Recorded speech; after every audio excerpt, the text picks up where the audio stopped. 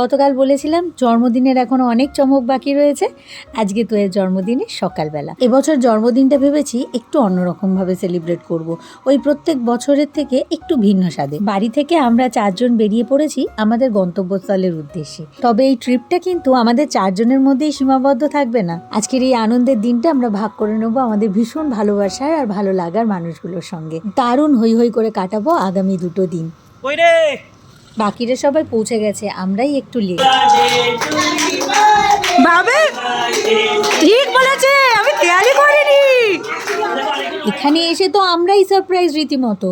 এসে দেখি তোয়ার কাকাই সুদূর হায়দ্রাবাদ থেকে চলে এসছে সেই সকাল সকাল, অথচ কাল রাত্রে পর্যন্ত সে কিচ্ছুটি বলেনি। কাকাইকে পেয়ে তোয়া আমার ভীষণ খুশি।